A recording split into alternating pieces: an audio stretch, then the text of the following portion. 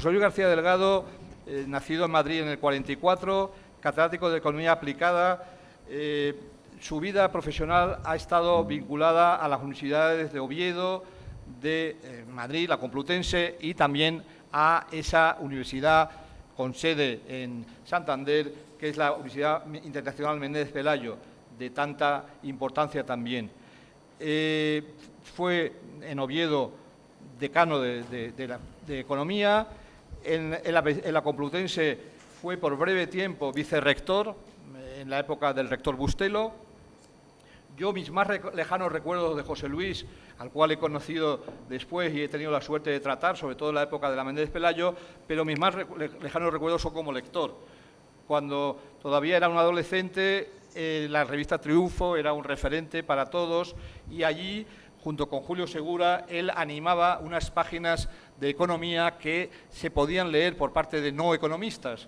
Era, además, yo creo que la intención precisamente era ese economista capaz de comunicarle al lector de otros temas el interés por ese campo tan importante, pero el cual a muchos nos resulta evidentemente un campo que no dominamos. Sin embargo, los artículos de José Luis y de su colega Julio Segura eran muy importantes en ese sentido.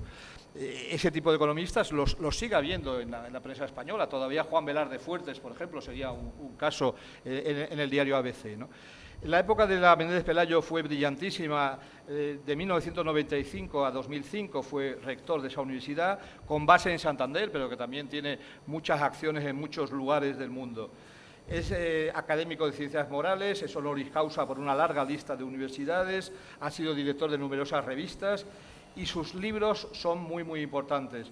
Es un gran estudioso del capitalismo español, es un gran estudioso de la economía del periodo franquista, es un gran estudioso de lo que supuso el reinado de Alfonso XIII para la modernización de la economía española, con muchísimas realidades que siguen siendo muy importantes. Pues es en esa época pues los temas del Ebro y Iberia y los paradores de turismo y el turismo y muchas otras cosas tiene que ver, digamos, la época de Alfonso XIII bastante en ellas. Ha sido el principal colaborador de la parte económica de la historia de España, fundada por Ramón Menéndez Pidal, y es un economista, ya digo, que además tiene una faceta de persona de cultura, de enorme cultura. Veníamos para acá y me comentaba pues su condición de discípulo de Valentín Andrés Álvarez. Valentín Andrés Álvarez era alguien que, como él mismo me lo recordaba, llegó tarde a la economía, pero que ha sido calificado por algunos. Él ha editado sus obras y ha escrito un libro también sobre él. Pues Valentín Andrés Álvarez llegó tarde a la economía, pero se le califica del economista del 27. Es curioso que la generación del 27, que se supone que es una generación poética, que también tiene humoristas, que tiene prosistas, que tiene pintores, pues también tenía un economista que además era un bailarín de tango en el París de los años 20, que inmortalizó ese mundo de los bailes de París en su novela Sentimental Dancing. José Luis, dada su vinculación con Asturias, es también alguien que conoce muy bien la problemática de los indianos y se ocupa de un museo de la emigración, supongo que a la sombra de alguna palmera de esas que traían los indianos a esas tierras del norte.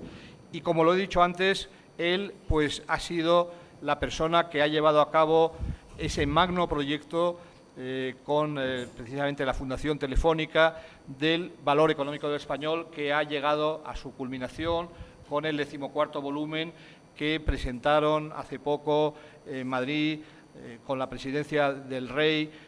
Pues lo presentaron varias personas, entre ellos el ministro de Educación, Íñigo Méndez de Vigo, y Mario Vargas Llosa, nada menos. En cualquier caso, creo que es la persona más adecuada para hablar del tema del cual va a hablar y para iniciar en la parte de conferencias de este curso. José Luis, tiene la palabra. Muy bien, muchísimas gracias, querido director. Muy buenos. Me levanto. Creo que me van a grabar desde aquí, con lo cual, si me permites, directores, me levanto porque no sé hacer una clase sentado, en definitiva, y yo creo que esto es una buena conferencia, pero estamos en un curso académico y, por tanto, tiene algo o mucho o todo de clase, ¿no? Así que, si me permiten quienes nos presiden, también ustedes, pues voy a hacerla para hacerla más coloquial y más cercana a todos ustedes. Muchas gracias, querido director, primero por la invitación, director del Instituto Cervantes y director académico. Muchas gracias por la invitación, me honra y me gusta mucho. Esto, vamos, me resulta muy grato. Es una oportunidad estupenda, efectivamente, para seguir hablando de esa dimensión de la lengua a la que le hemos dedicado un amplio equipo bastante tiempo, que es la dimensión económica, las plurales dimensiones económicas de una lengua multinacional, de comunicación internacional, como es el español. Así que, de verdad, muchas gracias. Siempre me ha gustado colaborar con el Cervantes y mucho más ahora, ¿no?, que tiene al frente un hombre de cultura y un grandísimo amigo, una estupenda persona.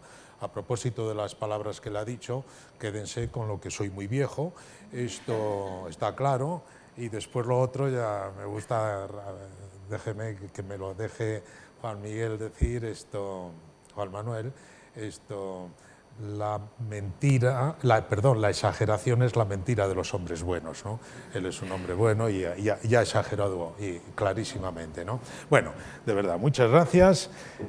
Me alegra mucho también que el Cervantes, repasando los títulos de los cursos anteriores, que el Cervantes haga suyo la dimensión económica de la lengua, porque hasta ahora, efectivamente, es como si Real Academia Española, Instituto Cervantes se ocuparan de otros aspectos, de otros ámbitos de la lengua, y que lo económico pues lo hacíamos un poquito aparte y estábamos ahí de refilón. Creo que de verdad es estupendo que el Cervantes haga suya, además con su dinamismo y con su buen hacer, que haga suya también el estudio y la consideración y la pedagogía, en definitiva, que a ello responde también este curso, sobre esta dimensión o las dimensiones económicas, este aspecto en definitiva de la lengua, que es la economía, ¿no? También veníamos hablándolo y además con todo sentido, ¿no?, porque es nuestro producto más universal. Estamos hablando como españoles y como hispanohablantes podríamos decir lo mismo.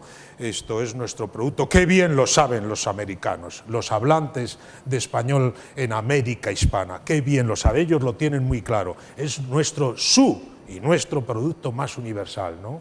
Es la verdadera marca internacional, universal que tenemos, la marca para movernos en el mundo, todos los países hispanohablantes, empezando por España.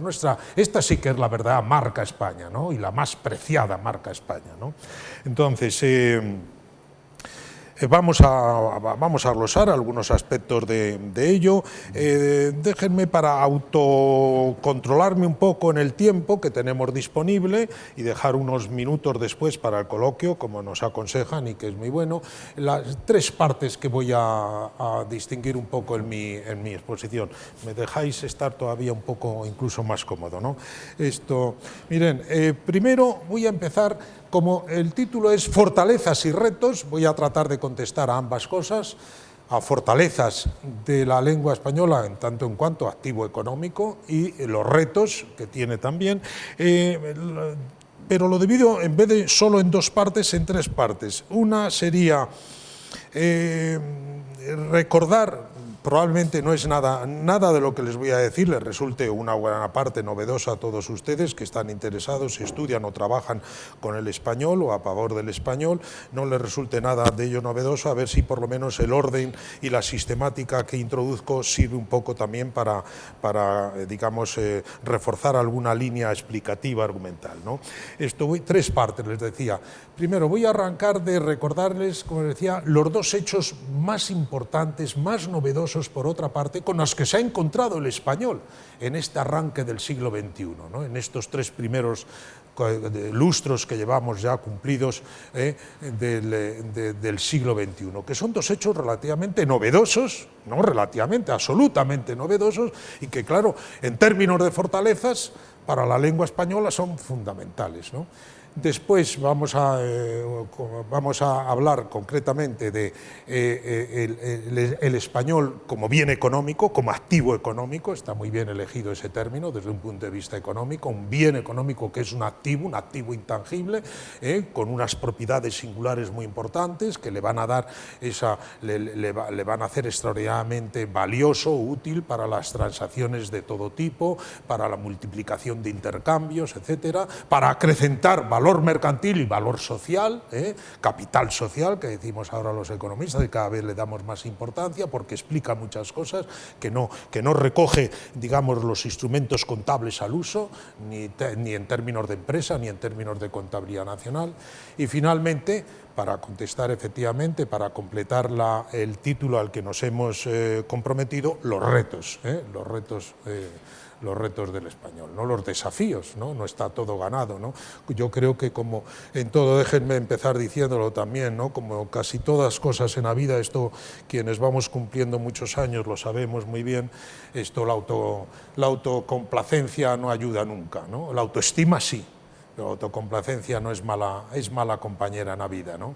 Para todo, para las relaciones personales y las colectivas, para personas, empresas y países, ¿no?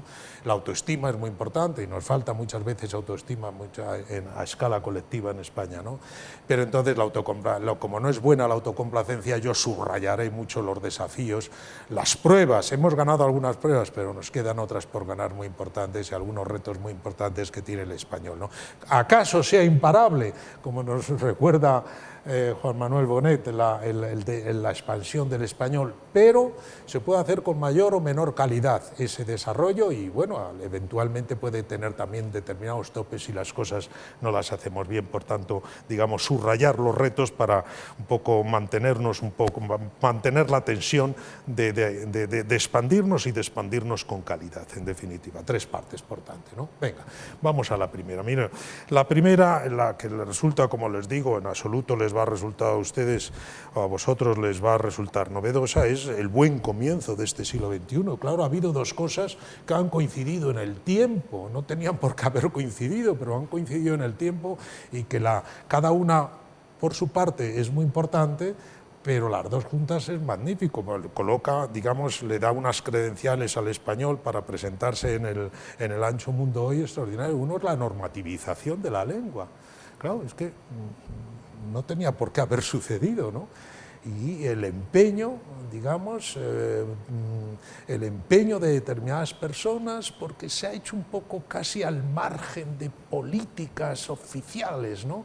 Ahí ha sido un poco sociedad civil, ha sido academias, es decir, con respaldo político, con respaldo gubernamental, pero ha sido un movimiento que yo creo que ha surgido de aquella asociación de las lenguas de las academias españolas que se crea hace 50 años, esto aproximadamente, y esto más, ya 70 años, porque creo que es de los años 50 del siglo XX, y que poco a poco empiezan, bueno, pues ¿cuál puede ser uno de nuestros cometidos? Y eso, a partir del año 92 y del final a finales del 20, la reunión de Zacatecas, pues venga, y empecemos a normativizar, hagamos un esfuerzo de normativizar. Normativizar quiere decir ponernos de acuerdo en qué es ortografía, qué es gramática, cuál es nuestra gramática, cuál es nuestra ortografía y cuál es nuestro diccionario consensuado, participado, etcétera. Claro, para una lengua que es oficial o propiamente, o mayoritaria, o común, en España, por ejemplo, es oficial, mayoritaria y común, ¿no? Las tres cosas, ¿no? Esto, para una lengua que tiene 20 países como lengua mayoritaria, común, oficial, es muy importante, claro, la normativización y que el paso del tiempo no acabe fragmentando, como ha ocurrido en tantas otras lenguas, digamos, de vocación mayoritaria, que el tiempo no acabe fragmentando, ¿no? y dispersando, ¿no? Lo que es el tronco común.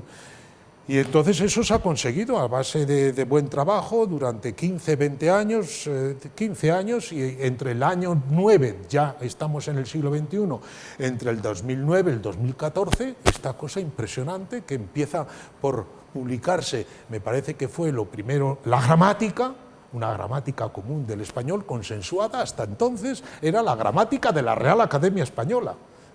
Por ejemplo, la que hizo Emilio Alarcos, esto, aunque no la firmara, pues a finales del 20, ¿no? Ahora no es la gramática del español, y después ha venido la ortografía, consensuadamente, que no todos pensaban que era el camino a seguir. Acuérdense aquellas declaraciones, era un poco para provocar, ¿no? Empatar un poco de García Márquez en una ocasión memorable de que las H's y las Y y tal no habría por qué hacerlas caso y cada uno hiciera lo que le pareciera, ¿no? Esto, ortografía, después viene la ortografía, me parece que en el año 6, 7 y en el año 9 finalmente el diccionario. Entonces yo creo que me parece que no hay ninguna otra lengua culta de comunicación internacional que pueda presentar, digamos, que tenga esas cartas de presentación en términos de normativización. La normativización es fundamental, a efectos, ustedes lo saben mejor que yo, a efectos de aprendizaje, a efectos pedagógicos, a efectos de utilización, a efectos de evitar, a efectos de dar cohesión a la lengua, ¿no? De dar cohesión, de evitar rupturas comunicativas entre los hablantes de la lengua, estén en la península ibérica o estén en el altiplano boliviano, ¿no? Es muy importante. Después siempre se dice, ¿verdad?, ¿cuáles son los lenguajes más universales? Los lenguajes más universales que saltan barreras geográficas, saltan, digamos, océanos, etcétera, ¿no? Saltan culturas. El matemático y el musical son los más normativizados. Entonces, a más normativización, más posibilidades de utilización de la lengua correspondiente como lengua internacional. Por tanto, este es un regalo que nos trae el siglo XXI a los hablantes del español, extraordinaria normativización. Y lo otro, que no ha tenido, que ha coincidido en el tiempo, fíjense que hemos repasado, digamos, ese esfuerzo que empieza en Zacatecas en el 98, me parece, y termina en el 9, termina en el 14 con la aparición del diccionario, que ya no es el diccionario, se sigue citando mal.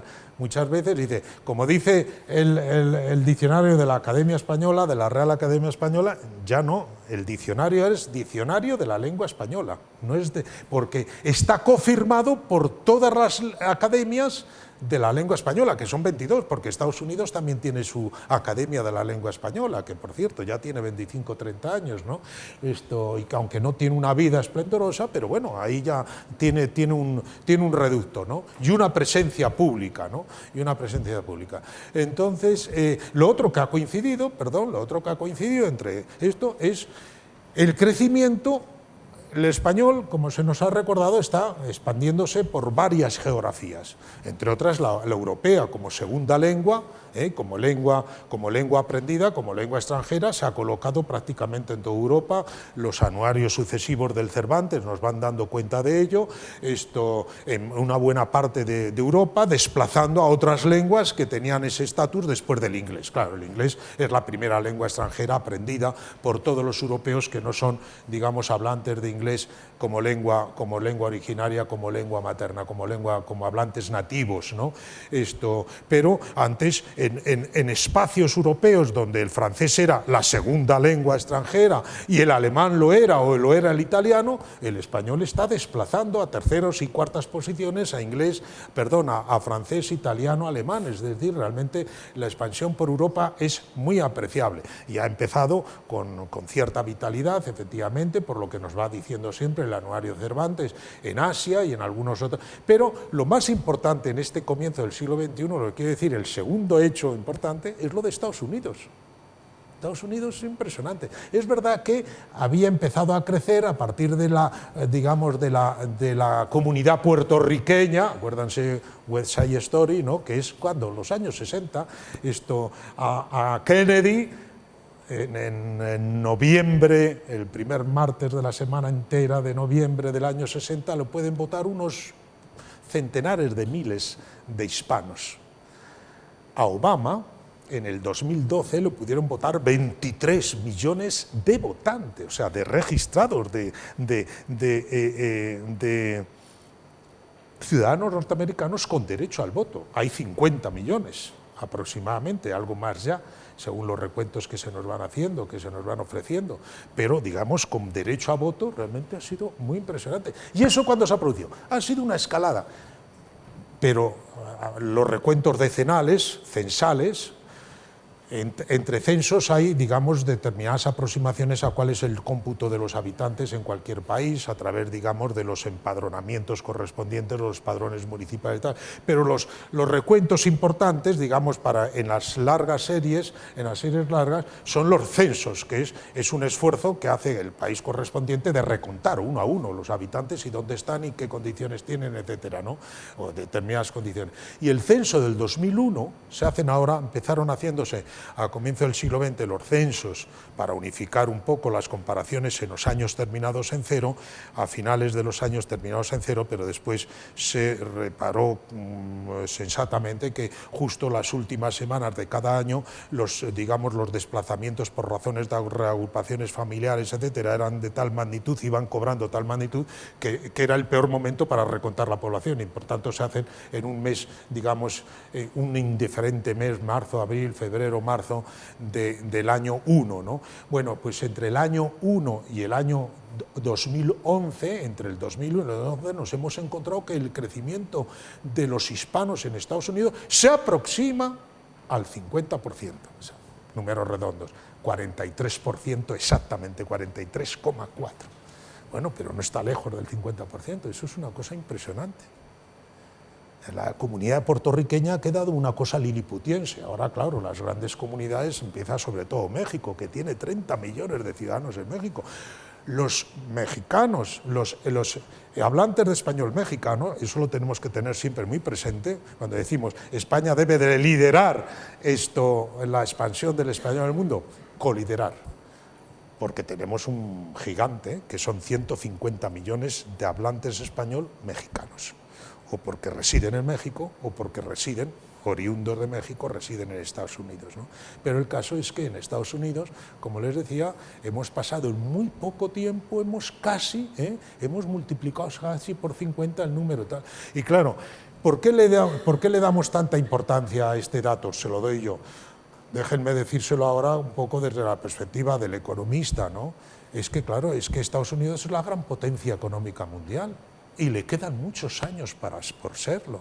Esto de que el PIB de China está alcanzando al de Estados Unidos. Bueno, en volumen, pero no en calidad, no en músculo, no en internacionalización, no en competitividad. Al Estados Unidos le queda mucho tiempo, le queda mucho territorio, mucho camino todavía de ser la potencia hegemónica económica a escala internacional, y con la economía van otras muchas cosas también, su enorme peso en las industrias culturales, fundamentalmente industrias culturales hoy en red.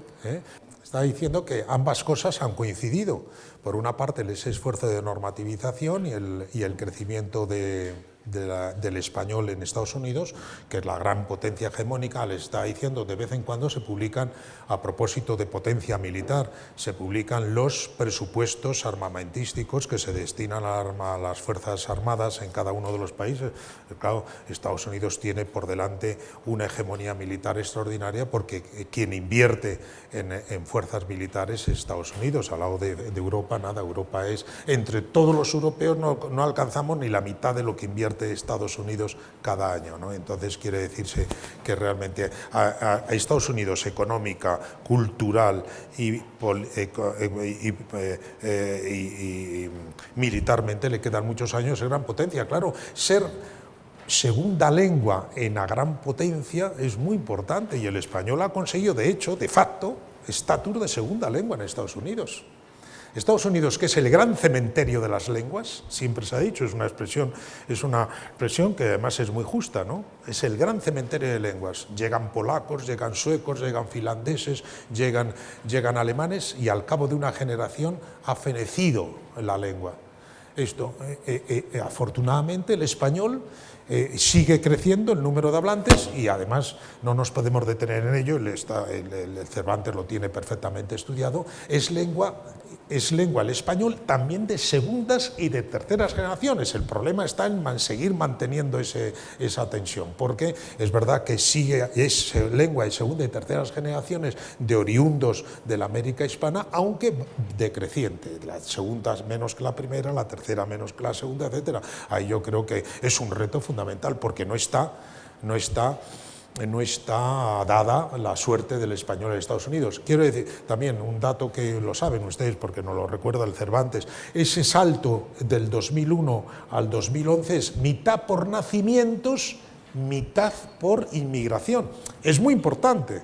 Dice, no, claro, es que ha habido una oleada de inmigrantes. No, el español es que se conserva en segunda generación, se conserva en una buena parte en segunda generación y por tanto ese crecimiento del más del 40%, 43,4 hemos dicho, de hispanos en Estados Unidos, la mitad ya son por nacimiento, ¿no? Bueno, de ese crecimiento. A propósito, y ya termino, para terminar esto, el esfuerzo de normativización nos lo ha recordado también, yo creo, en sus palabras, y en todo caso lo hemos venido hablando, hemos venido juntos desde Madrid. El Cervantes, el Instituto Cervantes, en colaboración con otros institutos y con otras entidades, en términos de normativización está completando eso que han hecho las academias de la lengua española por un flanco muy importante, que es la normativización también de las acreditaciones, de las certificaciones del español. Es fundamental, porque también podría ocurrir que cada uno diera su certificación acerca del dominio de la calidad y si se normativiza eso, se homogeneiza, es fundamental también. O sea, es un complemento del esfuerzo de normativización extraordinariamente importante y que también responde, digamos, a este comienzo del siglo XXI. Por tanto, todo esto, ¿con qué les quiero decir? Fortalezas del español.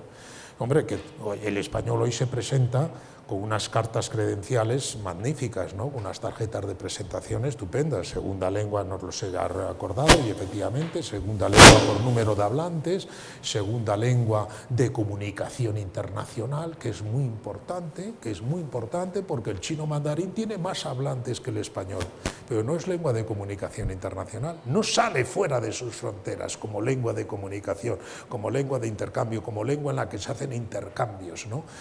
Transacciones financieras, intercambios comerciales, circulación del conocimiento, etcétera, ¿no?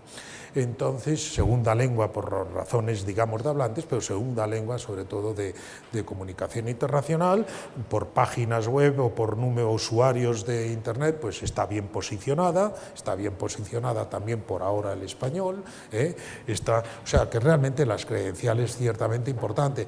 Esto, nosotros después lo que hemos trabajado, nosotros digo, el equipo al que yo he podido codirigir, hemos reparado un poco en las ventajas que tiene una lengua de comunicación internacional con este grado de normativización, etcétera, porque en definitiva, se lo adelanto, a efectos económicos es una moneda común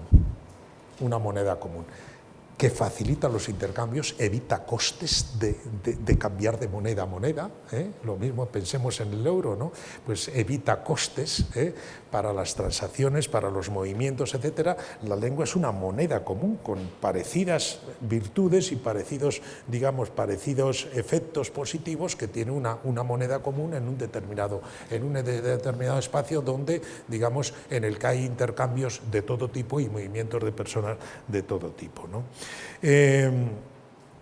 Con lo cual, y termino para esta primera parte, terminar ya y pasar a la segunda rápidamente, vistas así las cosas, el español ha superado 3 pruebas importantes, ¿no? No se lo digo muy rápidamente, ¿no? Lo saben todos ustedes, por decirlo así un poco retóricamente, la prueba del tiempo, una lengua milenaria llega en buena forma 1000 años después, ya más de 1000 años después, a partir de sus primeros bajidos, esto en San Millán de la Cogolla, más de 1000 años, llega con muy buena forma en este comienzo del siglo XXI. La geografía, siempre se ha dicho, los lingüistas nos han dicho, el español tenía una geografía, era una lengua geográficamente compacta. Yo eso se lo he leído muchas veces a Gregorio Salvador, al buen Gregorio Salvador, ¿no? Al estupendo estudioso de la lengua que es Gregorio Salvador. Entonces, bueno, hoy ya cada vez es menos, esa geografía es cada vez menos compacta por su expansión por Europa, ha saltado también el Pacífico y por sobre todo su expansión hacia el norte y también hacia Brasil, no lo hemos citado, pero claro, la penetración en Brasil es también importante, con lo cual esa compacidad, esa concentración, pues se va disminuyendo. Otra prueba que se ha ganado, y finalmente la prueba, termino con lo que empecé, la prueba de la unidad, de la cohesión. Esto es otra prueba en el tiempo tiende a fragmentar, a dispersar, y en cambio el español consigue un grado de cohesión, mantiene un grado de cohesión ciertamente muy importante. Eso nos permite hablar, le va a dar realce, y va a subrayar el valor económico del español. Y pasamos a la segunda parte de la segunda parte de lo que les quería decir, ¿no? Al valor económico del español.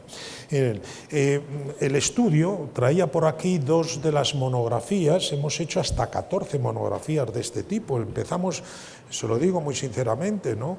Empezamos cuando Fundación Telefónica nos encargó el trabajo, pensábamos que el tema iba a dar para una monografía más o menos voluminosa, y conforme nos fuimos metiendo en el tema nos dimos cuenta de las ramificaciones que tenía, las múltiples dimensiones, esto en el territorio de la emigración, en el territorio de los intercambios comerciales, en el territorio de las industrias culturales, en el territorio de Internet, etcétera, de las redes, y entonces fuimos con algunos libros un poco de conjunto que daban una panorámica, ofrecían una panorámica del conjunto, pero después fuimos seccionando el trabajo en forma de monografías para cada uno de estos aspectos, estudiarlos con especial atención. Y han salido hasta 14 tomos, ¿no? Los 10 primeros dedicados de alguna forma a las fortalezas y los 4 últimos a los retos, ¿no?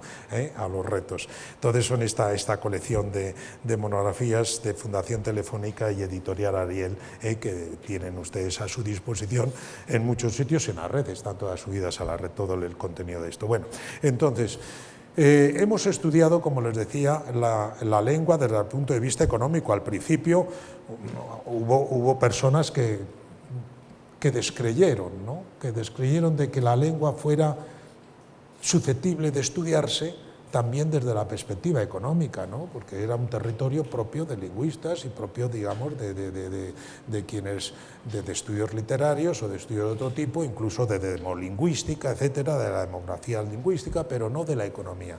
Sin embargo, nosotros ahí lo que sí insistimos mucho, hombre, es que hay un precedente a nuestro trabajo, que es en el Congreso Internacional de la Lengua, el único que se ha celebrado en territorio español, al que se hacía antes referencia a Juan Manuel Bonet, decía que todos los congresos internacionales de la lengua se habían hecho fuera de España, respondiendo a que solo somos una décima parte, ya menos de una décima parte del total de hablantes estamos en España, se habían hecho fuera menos uno.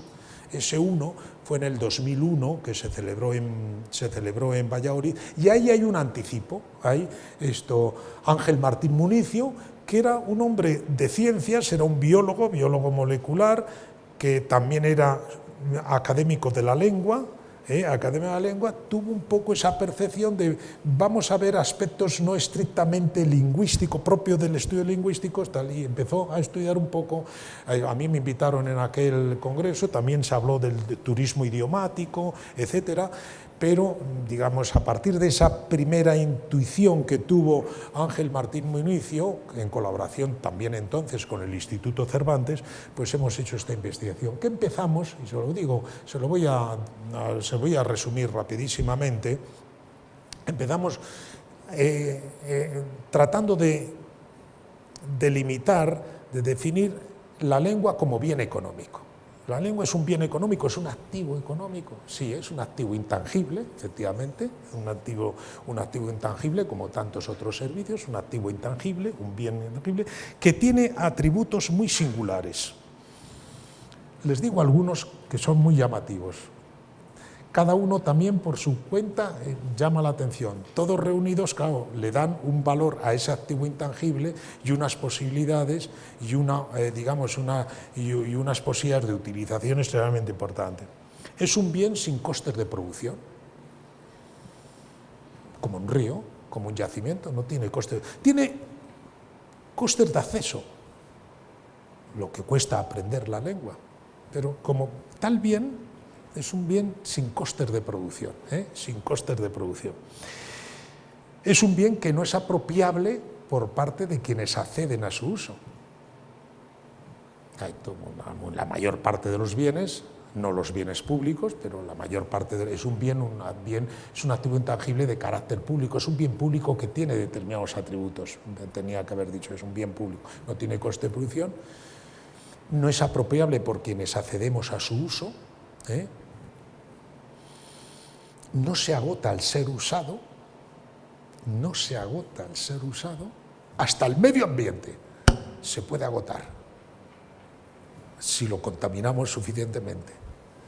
Pero este no se agota al ser tal. Otra característica fundamental de este bien público, de este activo intangible, no se deprecia conforme aumenta el número de quienes lo usan. Saben ustedes, ¿no? Si uno se compra un traje especialmente y al día siguiente se encuentra con alguien que lleva el mismo, pues está ya se ha depreciado. Esto, antes todo lo contrario, incrementa su valor conforme se incrementa el número de quienes lo utilizan. Es una propiedad muy particular esta, como bien público, ¿no? Siempre se dice por eso que quienes comparten una lengua es como si formaran un club que es todo menos exclusivista, es todo menos elitista. Los clubes ordinarios valen tanto cuanto más elitistas son. El club de los que forman los hablantes de la lengua vale mucho más conforme son muchos más quienes lo forman, porque el valor de la lengua está en relación directa, en proporción directa con el número de sus socios, ¿no? Y es un bien que con un coste único de utilización, es decir, no se paga por adquirirlo cada vez que se utiliza. Hay bienes públicos que cada vez que se utilizan hay que pagar por su utilización, más o menos, están más o menos subvencionados, pero este no. Una vez que sé el coste de acceso, del aprendizaje, ya no sé, hay un coste único de acceso, ¿no? Ese conjunto de características hacen que efectivamente la lengua, desde un punto de vista económico, sea un bien público, intangible, un activo intangible de carácter público, con unas propiedades extremadamente importantes que van a facilitar, van a agilizar extraordinariamente las transacciones comerciales y financieras, como les decía, actuando como una moneda única, va a eliminar o reducir la distancia psicológica de los agentes económicos.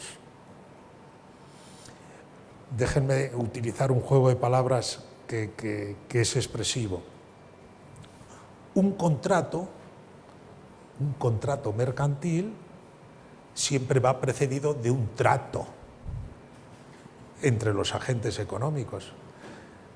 Si esos agentes utilizan la misma lengua, el trato es mucho más fácil entre ellos y, por tanto, el trato siempre facilita el contrato, ¿no? A mí me decía algún gran presidente de empresas multinacionales, de empresa multinacional española, bueno, no es ningún secreto, el que ha sido durante muchos años presidente de Telefónica, me dice, mira, Telefónica se ha expandido en América Latina, en América Hispana, mucho mejor dicho, a estos efectos, y en Europa. En Europa, mi aliado ha sido el euro. En América, el español. ¿Por qué? Porque la moneda común, el trato que facilita el contrato, ¿no? Y efectivamente, después en el estudio hemos empezado a ponerles números a esto, a lo que es el esfuerzo de cuantificación, por decirlo así, y nos han salido cifras estupendas. Hemos ratificado, hemos comprobado que algunos avances sobre el tema que había hecho ya Ángel Martín Municio estaban bien hechos, a pesar, digamos, de los niveles, de los márgenes de discrecionalidad que se utilizaban en algún cálculo. Yo les aseguro que no estoy haciendo nada, Bueno, entonces, digo, los datos más conocidos, saben ustedes que son, voy a estar inmóvil, los datos más conocidos es que el español supone el 10% del Producto Interior Bruto del mundo, de toda la economía mundial. Somos el 7% de los habitantes del mundo los que con un u otro dominio podemos ser considerados hispanohablantes, o de pleno dominio o de dominio parcial, limitado. Somos el 7%, pero suponemos el 10% del producto, renta mundial. ¿Por qué? Porque los hispanohablantes tenemos una renta media que está por encima de la media mundial. Tanto España, que es un país avanzado en términos económicos, como una buena parte de las economías americanas que hablan español, que tienen una renta ligeramente superior a la media mundial, y sobre todo los hispanos. En Estados Unidos, los hispanos, la comunidad hispana, esos 50 ya amplios, holgados millones, tienen una renta media claramente superior a la renta mundial. Tiene una renta baja con relación a la población de Estados Unidos del conjunto, pero claro, en términos mundiales tiene una renta notoriamente por encima mundial, de tal forma que ese 7% en términos de población es un 10%.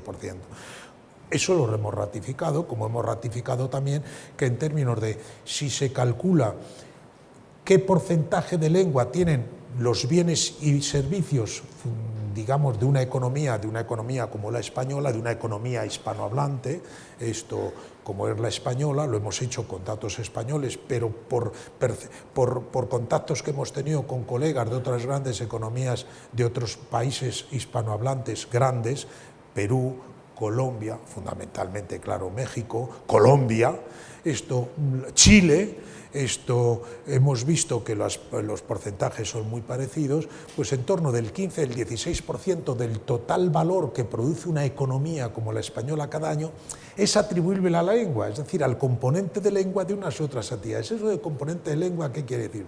Pues quiere decir que la lengua en parte es materia prima, industrias culturales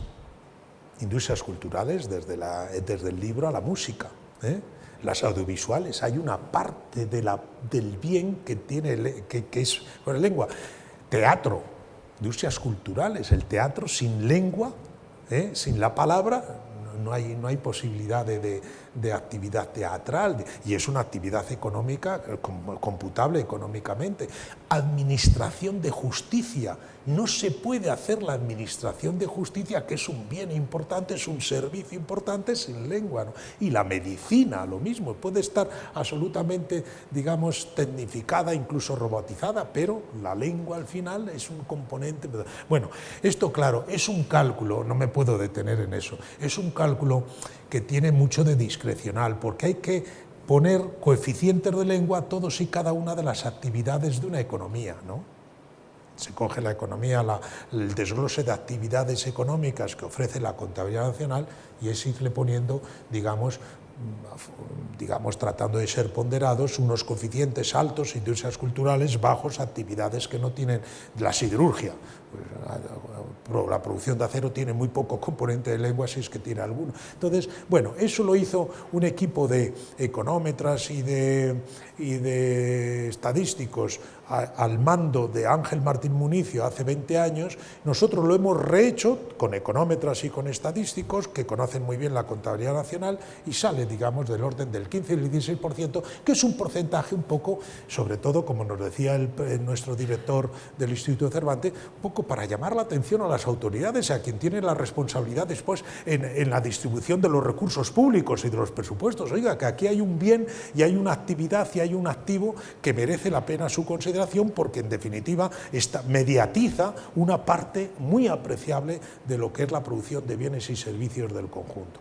Por otra parte, desde un punto de vista económico, como les decía, es mucho más difícil contabilizable, pero capital social, claro, la comunicación, en la lengua se ha dicho siempre otra expresión muy bonita, es la más primitiva de las tecnologías sociales. Quiere decir que es una herramienta de comunicación, ¿no? de poner en contacto a los agentes, de crear afinidades, ¿no? De crear niveles de confianza. En economía no hay una palabra más importante que la confianza. Sin confianza, en una economía libre, como es la nuestra, afortunadamente, no habría actividad económica, porque la confianza es que las leyes van a regir, los tribunales van a hacer su función, hay determinadas expectativas que se van a cumplir en una parte u otra, y me fío de quien me ofrece un producto que no me da un producto deteriorado, y me fío de quien me presta dinero que no me va a pedir el doble en las condiciones que me las ofrece, etcétera, ¿no? Entonces la lengua, claro, como les decía antes, genera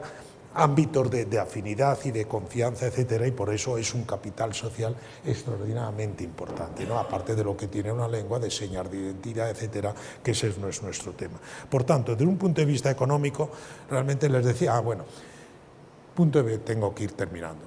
Un punto, tengo que ir un poquito más deprisa. El punto de vista económico, hemos empezado ratificando, confirmando esas anticipaciones que se habían hecho, y lo más original de nuestro trabajo ha sido otras dimensiones para una lengua de comunicación internacional, que es cómo ayuda a las transacciones comerciales, cómo ayuda a los flujos financieros, cómo ha podido influir en las corrientes migratorias entre determinados países hispanohablantes, efectos multiplicadores en ese sentido que tiene la lengua. Y ahí nos han salido datos magníficos que no son tan repetidos, no se están utilizando tanto como otros, pero tienen mucha más relevancia.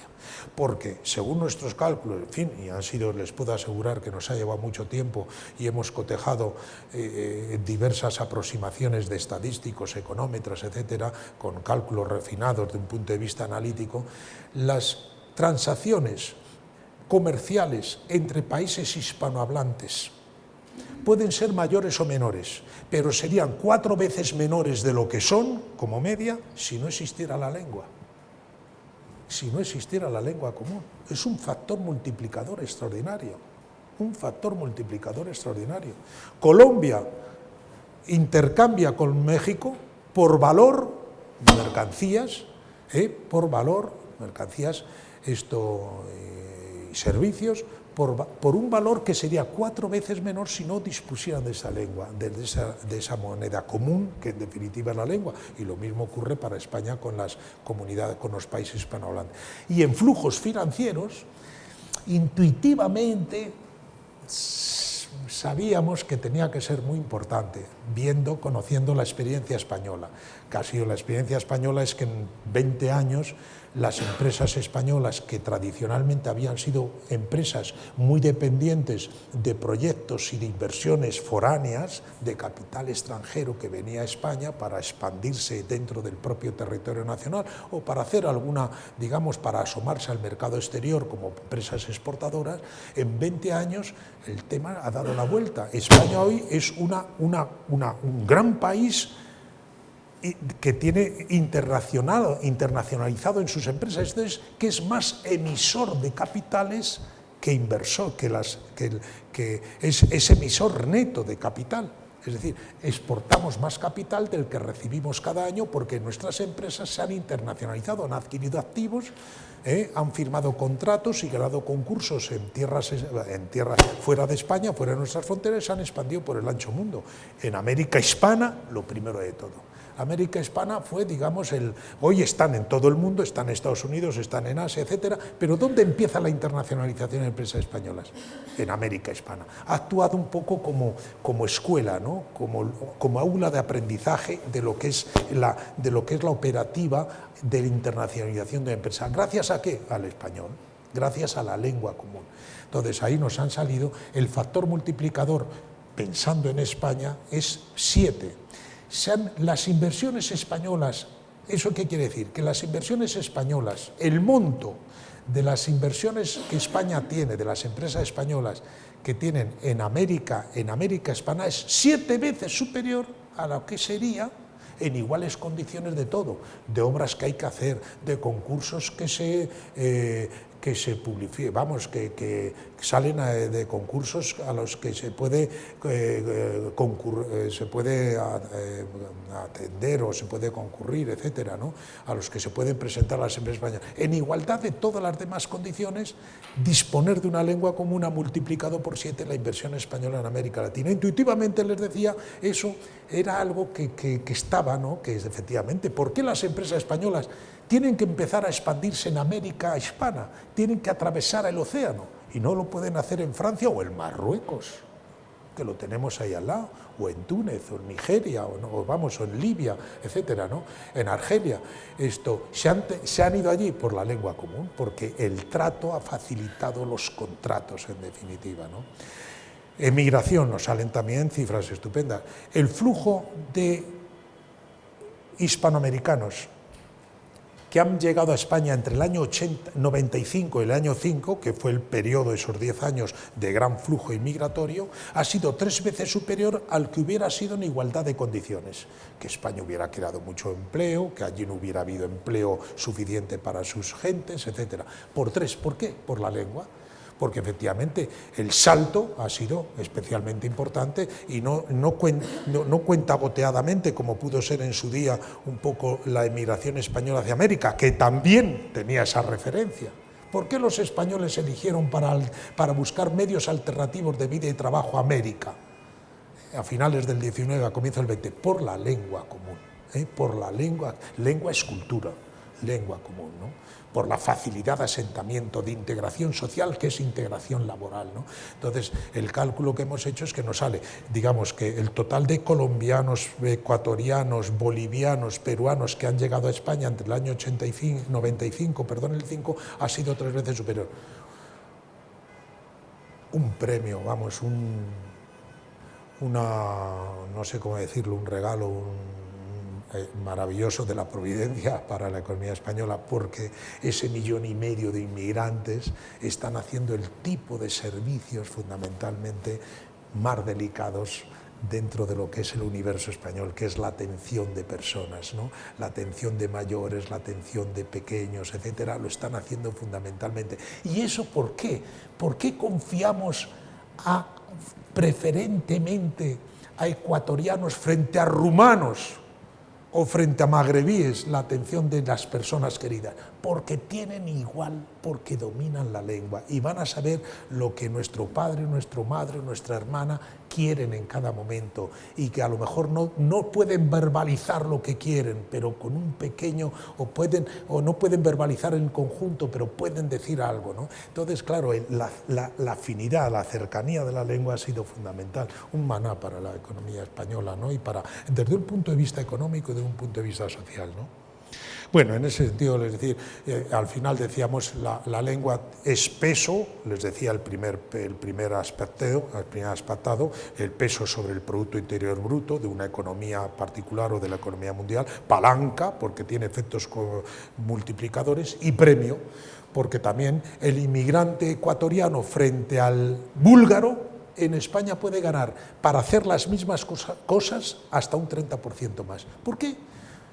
Porque el constructor prefiere dedicar, digamos, con el que se entiende, le da un premio porque va a hacer su trabajo y le va a controlar un poco lo del conjunto, ¿no? O lo de la cuadrilla correspondiente, etcétera. En fin, no sé si pongo un ejemplo apropiado, etcétera. Pero en España concretamente, para iguales funciones, iguales horarios, iguales responsabilidades, el inmigrante hispano tiene un premio salarial en muchas actividades que llega hasta el 30%. Y lo más novedoso de todo, y ya con esto termino esta segunda parte, los retos son muy fáciles, y los enumero rapidísimamente, pero lo último que les quiero decir, lo más novedoso, con colegas de universidades de Estados Unidos, de la New York University, de la Columbia, en Nueva York fundamentalmente, pero también en Harvard, hemos hecho este mismo tipo de estudio para el mercado de trabajo de Estados Unidos, de algunos estados de los Estados Unidos donde hay una gran parte, digamos, hay un porcentaje de hispanos importante. ¿Y qué nos hemos encontrado? Un tema muy importante, es novedoso, que se premia el bilingüismo en el español, que el mercado de trabajo en Estados Unidos empieza a premiar el bilingüismo en el español. Cosa muy importante. Yo he tenido familiares que emigraron primero a América, a la América hispana, y después a Estados Unidos por unas razones u otras. Y cuando los ibas a ver, trataban de disimular que hablaban español cuando estaban en sitios públicos.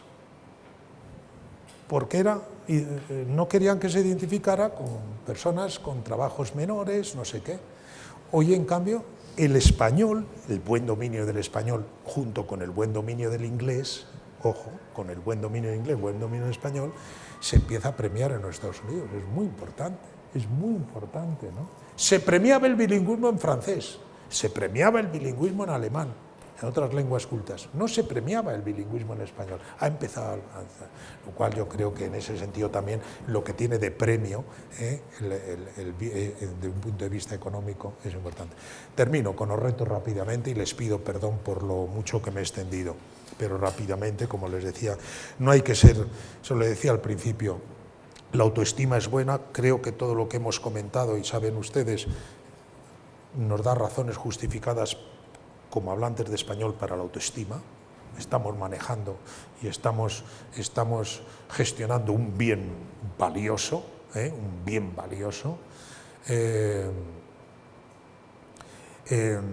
pero no hay que, una cosa es la autoestima, otra cosa es la autocomplacencia, que es muy mala compañera, ¿no? Cuando uno está muy satisfecho de sí mismo, Ramón Gómez de la Serna, ahora que no nos oye, autor tan querido para nuestro director del Instituto Cervantes, tiene una greguería fantástica. Ya saben, aquellos aforismos que tal, ¿no? Ramón Gómez de la Serna dedicó una gran parte, iba a decir desperdició, utilizó una gran parte de su talento en pequeños destellos, pequeñas metáforas muy brillantes, pero obra larga, pues pudo haber hecho más, pero en fin, hizo estas cosas, estas greguerías estupendas. Tiene una greguería magnífica, que es: ¿está usted bien cómodo? ¿Pero cómodo de verdad? Pues entonces fuera, esto es la vida. Entonces, eso sirve para casi todo, ¿no? En las relaciones personales, cuando uno está demasiado cómodo, cuidado. Ya saben a lo que me refiero. Entonces, tengamos muy en claro que al español no tiene el futuro ganado. Durante mucho tiempo, hemos tenido una suerte enorme, porque lo hemos fiado todo a la demografía. Hemos procreado más que los hablantes de otras lenguas internacionales. Pero la demografía no lo es todo, y en el futuro la demografía nuestra va a ir cayendo, la española es regresiva y la de América Latina va a empezar a ser regresiva en 20 años, muy probablemente, ha parado ya, digamos, está ya decreciente, frente al auge de la africana y todavía partes de Asia, Estados Unidos por razones de inmigración. Entonces, el mundo hispano, desde un punto de vista demográfico, no puede seguir fiándolo a la demografía, y tiene que ponerle cara y mirar de frente a los retos. Los retos fundamentales son, lo saben ustedes perfectamente, no es lengua de conocimiento, de circulación de conocimiento, mejor, es lengua de conocimiento, pero no de circulación de conocimiento, de comunicación científica, diciendo de otra forma. Salvo en determinados campos de las humanidades, lo que si un economista cree que tiene un buen hallazgo o quiere que su trabajo se conozca fuera de su ámbito inmediato, departamental, o lo publica en inglés o no existe. Nuestro trabajo, hasta que no hemos traducido dos de los tomos al inglés, pues no ha sido citado fuera, sencillamente no ha sido citado en el ámbito de la comunicación internacional. Hay que ser muy realistas en eso. Detrás de eso hay muchos años, hay investigación, hay tradición investigadora, el inglés tiene unas ventajas extraordinarias, el alemán pues no sale de sus reductos como lengua de comunicación científica. Es verdad que tiene una comunidad importante y sobre todo en alemán se investiga mucho, pero sale mal fuera de su hinterland natural, ¿no? De países que, digamos, de habla alemana. Entonces el inglés tiene muchas cartas, claro. El inglés tiene muchas cartas, en inglés se investiga mucho. Repasemos los premios Nobel de los últimos 50 años, anglosajones en un 90 y tantos %, esto porque son los que están haciendo más ciencia y más ciencia comunicable, comunicación científica. Segundo, en la red. Las industrias culturales en la red, pues ya los dispositivos físicos los hacen en China y ya los chinos cada vez menos, lo irán pasando a otros países menos avanzados. Todos los buscadores, etcétera, ya son ingleses. Las 5 grandes compañías, todas son tecnológicas, cotizables en el mundo, por capitalización, todas son tecnológicas y todas, digamos, en el mundo de la red, y de las cuales 4 norteamericanas. Y después los contenidos, lógicamente, los contenidos cada vez tienen menor presencia en las otras lenguas que no sea el inglés. ¿Y qué está haciendo Europa? Pues poniéndole multas a Google, que es un poco poniéndole puertas al campo. Puertas al campo. Esto me parece a mí, y por lo que les oigo, por lo que leo y oigo a los expertos. Entonces, en la red el español no tiene ganada la batalla, ahí es otro campo, el tema de estatus, que lo saben muy bien y pelean por ello nuestros amigos del Cervantes, problema de estatus, un problema que aquí o nos ponemos o hacemos campaña con todos los países hispanohablantes, o España va a poder muy poco, ¿no? No ha podido ni siquiera colocar al español como lengua de trabajo en la Comunidad Europea, en la Unión Europea. En la ONU, en Naciones Unidas, es lengua de trabajo, no por España, que tardó 10 años en entrar en Naciones Unidas después de su creación, sino por los países fundadores hispanohablantes de entonces, en el año 45, pero no se utiliza el español. Problema de estatus, que tiene mucho también un poco de políticas, de pedagogía de la lengua, de autoestima. El francés lo hablan mucho menos que los hispanos, pero no hay francés que hable en Naciones Unidas que no hable en francés. Ningún español habla en español, o muy pocos, ¿no? Hay un tema ahí de complejo, vamos, seguro que Richard Bueno lo sabe mucho mejor que yo, porque tiene mucho más trabajado y fatigado el panorama internacional, pero aquí hay un problema de estatus que no es fácil, No es fácil, porque el estatus también va acompañado de fortaleza económica, fortaleza institucional, que nuestras economías sean más potentes, más competitivas, que nuestras democracias sean más creíbles y con mayor calidad. Eso, las democracias que son de mayor calidad, ¿en qué hablan? Pues hoy por hoy hablan en inglés una buena parte de ellas, ¿no? Y las democracias que hablan en español, algunas son tan renqueantes como lo que estamos viendo desgraciadamente hoy, en algunos de los países hispanos, ¿no? De América, ¿no? Y después, y termino con esto, un poco como empecé, por donde empecé, Estados Unidos. Estados Unidos, por ahora, las cosas estupendamente. Tan estupendamente que alguien que quiere renacionalizar los Estados Unidos en lo que él piensa que es el núcleo básico, me estoy refiriendo al presidente Trump, corta la web en español y va a hacer todo lo posible porque no se expanda el español. O sea, está tan bien posicionado el español, crece tanto, que digamos que este ultranacionalismo anglosajón, que desconoce la historia. El libro de Felipe Fernández Armesto es muy bonito, ¿no? Una historia hispana de los Estados Unidos, cómo los Estados Unidos hablan primero español que el inglés, porque Estados Unidos, digamos, se puede concebir su colonización de sur a norte, vertical, frente a la horizontal, que fue, digamos, la conquista del oeste desde los estados del este, que es la visión anglosajona. Es muy bonito el libro.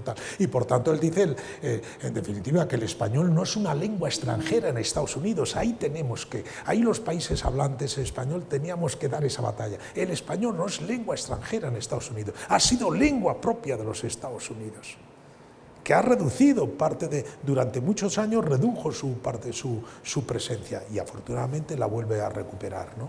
Es lengua propia de los Estados Unidos, ¿no? En ese sentido, ¿no? Pero en fin, la suerte del español en Estados Unidos, hay que hacer mucha política y hay que volcarse, ¿no? Todos los países hispanohablantes, y lo mismo que en la política de estatus no podemos ir solos los españoles, tenemos que ir en compañía de todos los demás. España en definitiva tiene que coliderar, por eso, y termino, ahora sí que de verdad la apuesta del Instituto Cervantes bajo la presidencia de Juan Manuel Bonet, esto que él dice continuamente, mi apuesta es iberoamericanizar el Cervantes, yo creo que está bien, porque solos vamos a tener mucho menos poder que si vamos en compañía de los otros grandes países. Bueno, sí, perdón porque me extendió mucho. Perdón.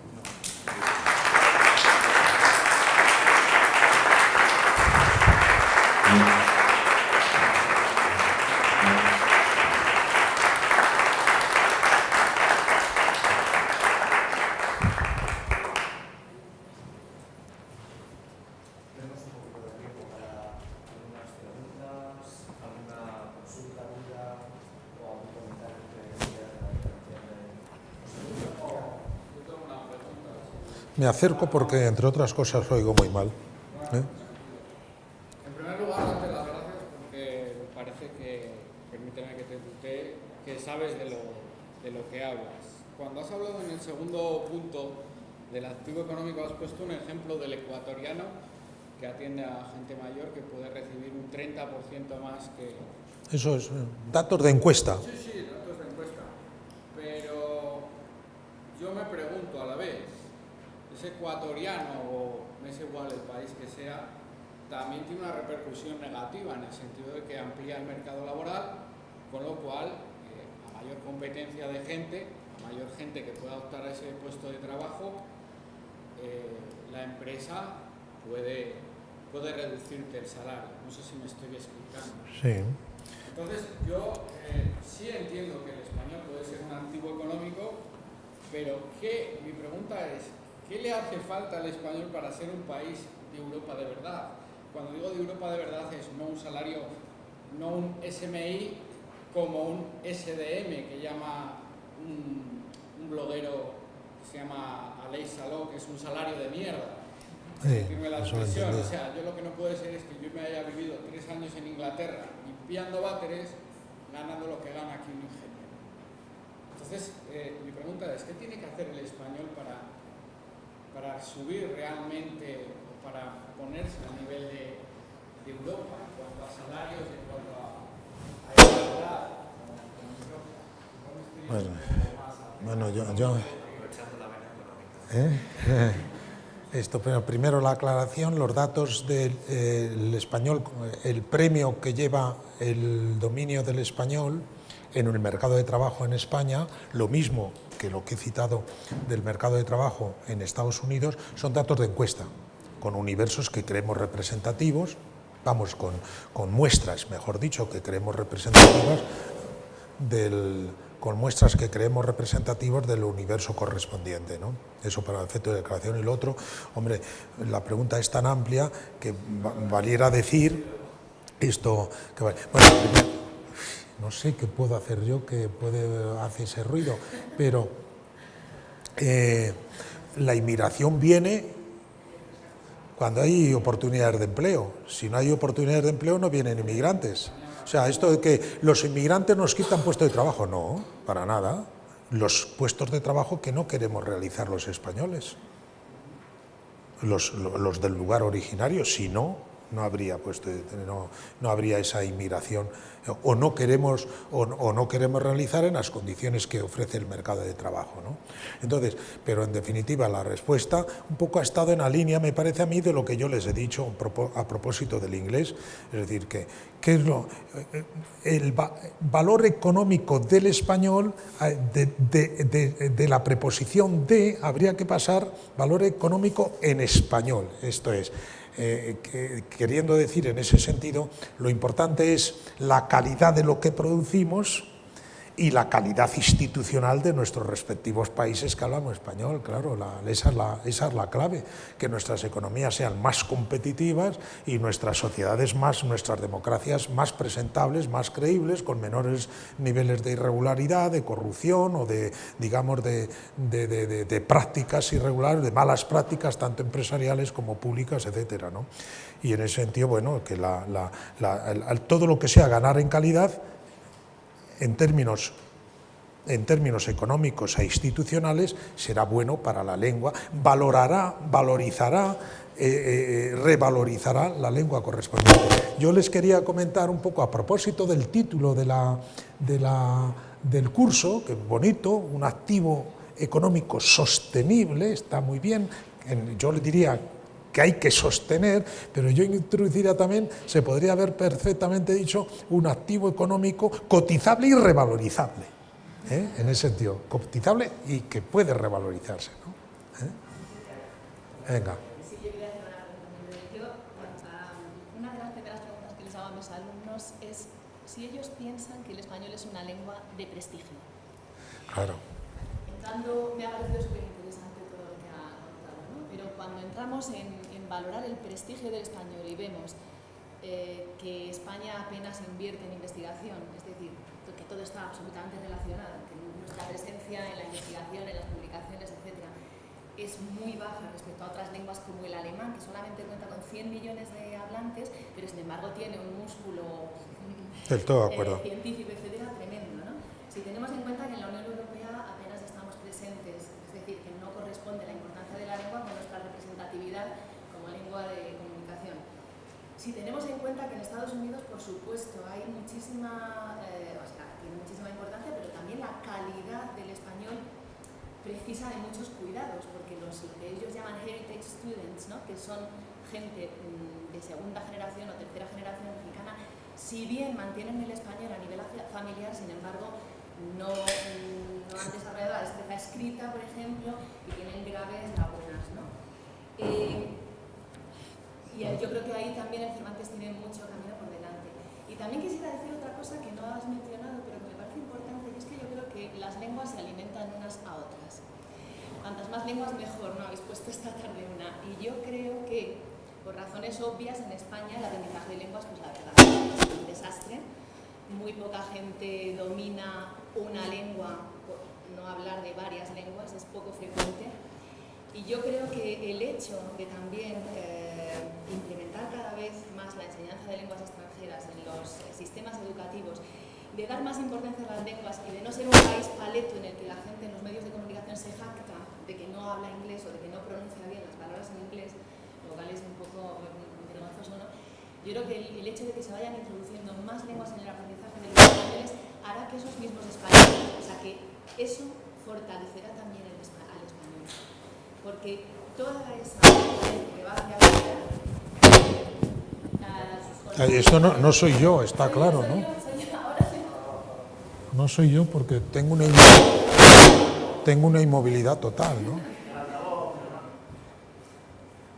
Bueno, sencillamente Perdón. decir que cuanto más se fomente el aprendizaje de las lenguas extranjeras aquí en España, más estaremos muy bien. fortaleciendo también indirectamente al español. Y esto es muy importante. Está muy bien, muy bien. Esa es una consideración que yo no tenía en cuenta y está muy bien, muy bien. Tenemos poca, alguien lo dijo, ¿no? Un buen hispanista, ¿no? España tiene muchas lenguas y poca cultura de lenguas, ¿no? Esto, del todo de acuerdo, y unas lenguas se ayudan a otras y se comunican con otras, y efectivamente, y después, bueno, yo no ha sido una pregunta, ha sido una, digamos, una glosa adicional, una de tal. No, exacta, no. Esto, el tema del prestigio, que está un poco relacionado con lo que decíamos antes, pero a propósito de lo de... has apuntado una cosa que es muy importante a propósito del español en Estados Unidos, al que yo creo que hay que darle tanta importancia. Pero, por ejemplo, los datos que nos vienen del Observatorio del Español que tiene el Cervantes en Harvard, nos pone de manifiesto que de esos 50 millones, grosso modo, ¿no? Son un poquito más de 50 millones ya, pero esos 50 millones... un tercio se puede decir que tienen pleno dominio, el resto, unos tienen pues, regular dominio y los otros lo chapurrean, ¿no? O sea que ojo con eso, ¿no? Ojo con eso, ¿no? Y entonces, efectivamente, que el tema del prestigio es... tenemos prestigio literario, lengua de gran prestigio literario por su patrimonio literario, artístico en general, pero poco prestigio todavía, va corrigiéndose, pero poco prestigio todavía como lengua económica, como lengua económica. Yo ahí digo, se va corrigiendo, ¿por qué? Porque España está avanzando, La economía española en los últimos 30 años ha multiplicado por 2 su renta por habitante y a pesar de la gran recesión, pues hoy ya todavía hemos recuperado la renta ya del 2008, en fin, es un país que ha prosperado, pero están prosperando también las economías americanas, las economías que hablan español del Pacífico, que es muy importante. Muy importante, porque si el centro de gravedad del mundo se nos va hacia el Pacífico, por razones demográficas, Asia, y por razones económicas, China e India, y tecnológicas, estar en la cuenca del Pacífico es muy importante. Pues las 4 mejores economías americanas miran al Pacífico, de abajo arriba, Chile, Perú, Colombia y México. Todas son del Pacífico. México es y Colombia también es de los dos océanos, pero es muy importante. El español está bien posicionado para este basculamiento del orden mundial hacia el Pacífico, porque tenemos países del Pacífico, el español tiene países del Pacífico. Estupendo, ¿no? Antes pensábamos que solo del Atlántico, ¿no?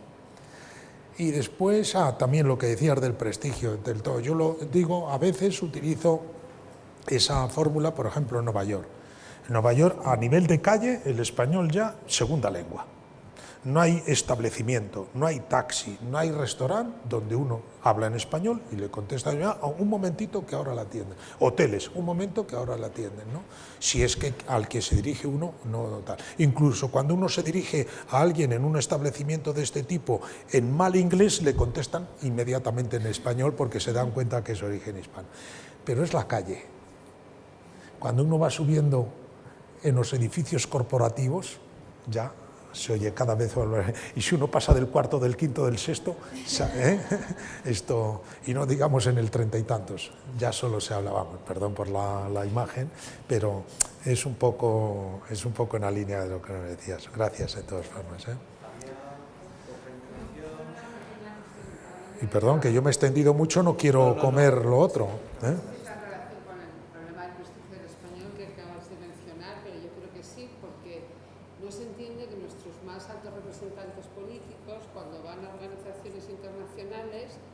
Parece que se avergüenzan de hablar español y tienen que hablar en inglés, lo cual es algo absolutamente insólito, que en Naciones Unidas o en la Unión Europea, cuando van los más altos representantes, que no utilizan el español jamás. Y otra cosa es que el nivel de la clase política de los idiomas es otro tema, porque luego uno en las negociaciones hablará en inglés, francés, alemán o la lengua que sepa, pero cuando es una declaración institucional, parece que tienen que medir que hablan muy bien inglés y que nos quedamos nosotros, lo medio o no, que hablan inglés, y es un momento de asunto y no hablan español. Hay un tema ahí un poco, os les decía, de pedagogía, de complejo, de mentalidad, etcétera.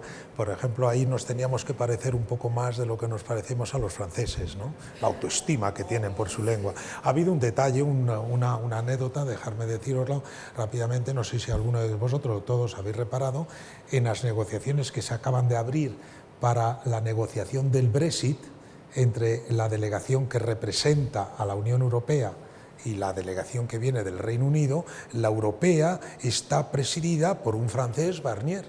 Y el primer día, hace 10 días, que además ha sido una táctica, aunque solo hubiera sido por táctica negociadora, hubiera sido estupenda. Llegaron los ingleses, buenos días, buenas tardes, o no sé qué, en inglés, naturalmente pensando que la lengua de trabajo iba a ser el inglés. Dijo, no, les contestó en francés y dijo, aquí lengua de trabajo de mi delegación el francés, porque es lengua de trabajo también y es la mía. Yo entiendo perfectamente el inglés, esto se lo dijo en inglés, pero a partir de este momento francés, así que llamen ustedes a todos los intérpretes y traductores que quieran. Eso jamás lo hubiera hecho un hispano. En un español, vamos, le hubieran matado antes de imponer, digamos. Es verdad que el español no es lengua de trabajo en la Unión Europea, que esa es otra, ¿no? Pero incluso aunque hubiera sido lengua de trabajo, no nos hubiéramos atrevido a hacerlo, ¿no? Perdón, Ale. Acabo de anticipar algo con esta última intervención, pero quería retomar lo que ha comentado el primer interviniente.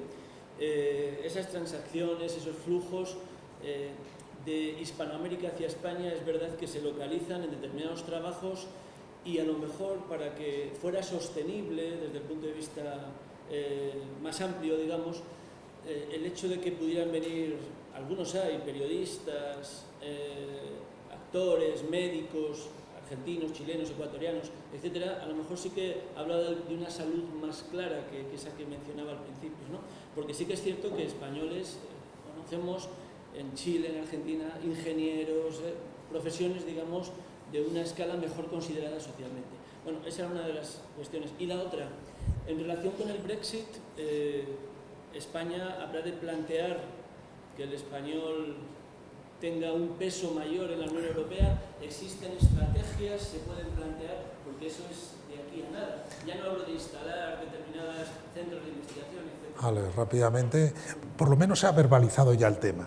Ya ha salido en prensa, ha salido alguna nota, algún pequeño artículo diciendo que lo mismo que España desde un punto de vista institucional general tiene la posibilidad de meterse en ese núcleo duro de quienes van a liderar la primera velocidad de la Unión Europea. Ya verán cómo de la crisis, vamos, esto parece estar cantado, esto que se va a salir con una Europa a 2 velocidades. España tiene la posibilidad, no se puede hacer una Europa, no puede haber una primera velocidad que sea solo en 2 países, porque eso se vuelve contra el sistema. Generarían tales suspicacias, reticencias, etcétera, animosidad incluso, que no puede. Núcleo duro tienen que ser 3 o 4 países mínimos y grandes. Eliminado el Reino Unido, autoeliminado, España tiene una oportunidad extraordinaria porque Italia está como está y España económicamente está mucho mejor que Italia. Aunque tengamos la misma renta, pero es mucho más consistente la economía española. Entonces tiene una oportunidad de oro. Tal vez, digamos, puede haber una política lingüística que acompaña a eso, ¿no? Y por lo demás es verdad que vienen inmigrantes de América Latina, déjenme terminar con una broma, vienen inmigrantes de poca cualificación a veces, etcétera. Bueno, yo les quiero decir muy testimonialmente, y que no salga de esta sala, que mi psicoanalista es argentino, Bueno, que es verdad, Bueno, muchas gracias,